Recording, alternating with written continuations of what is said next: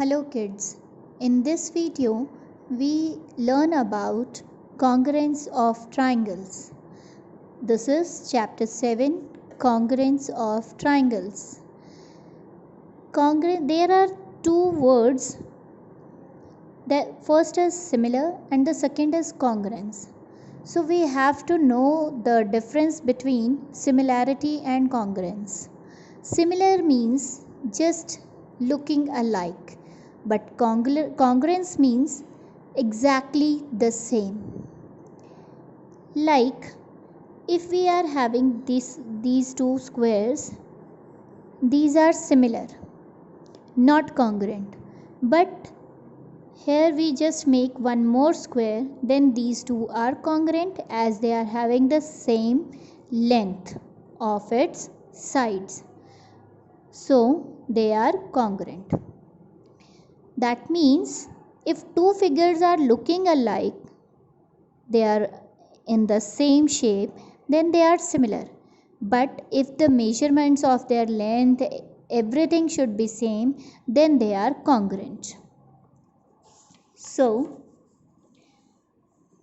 when we talk about congruence of plane figures, we just see these two figures, and if all the sides, all the angles measures should be same, then they are congruent.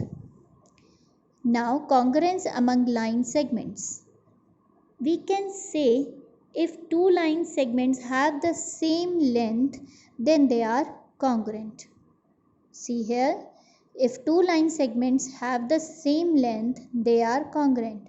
Also, we can say that if two line segments are congruent, then they have the same length. Now, congruence of angles.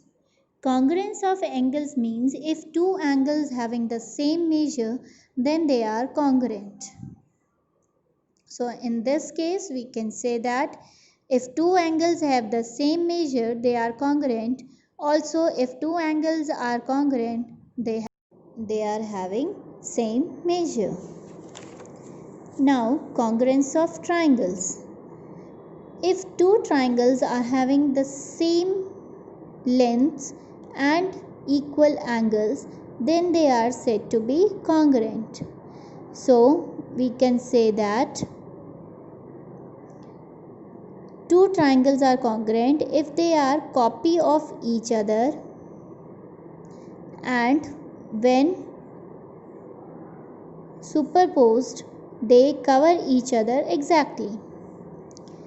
That means we can say that triangle ABC and triangle PQR have the same size and shape. They are congruent.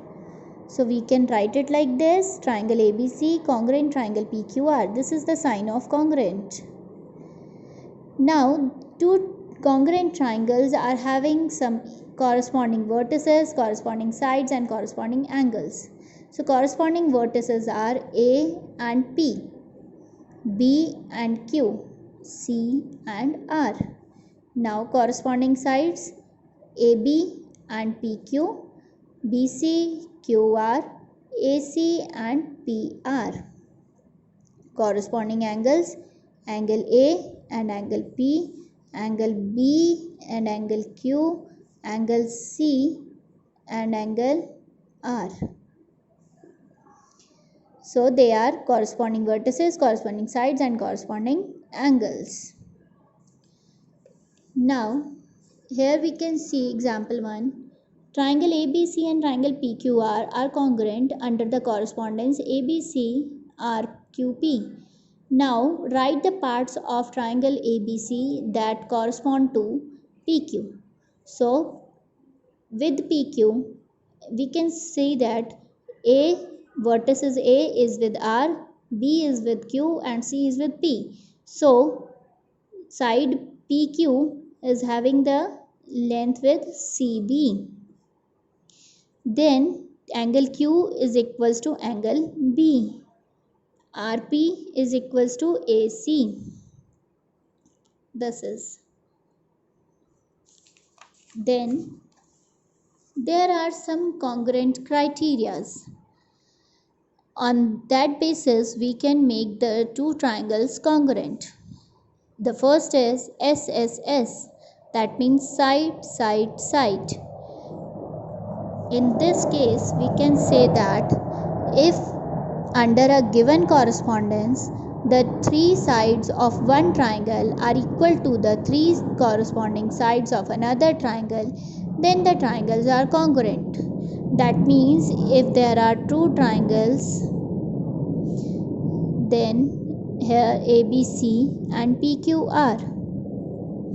So if AB is equals to PQ, BC is equals to QR and AC is equals to PR, then they are corresponding by the property SSS.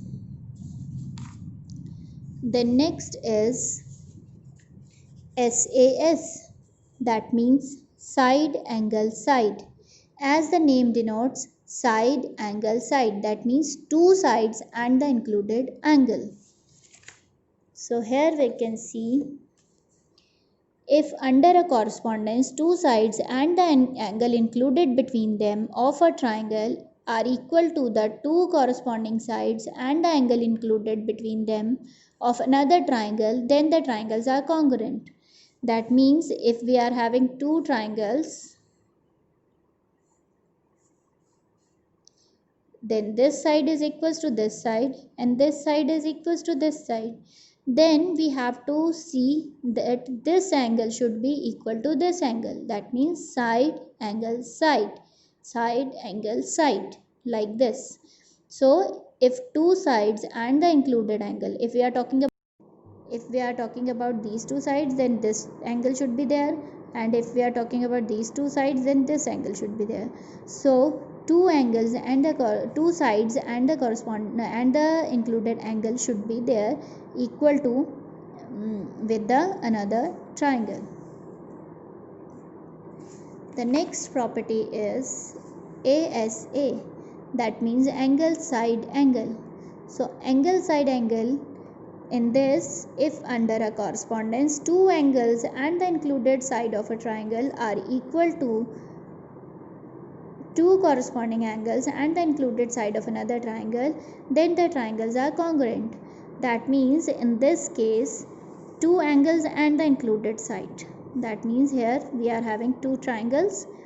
In this, if this side is equal to this side, so this angle should be equal to this and this angle should be equal to this. That means angle side angle, angle side angle. That means two angles and the included side.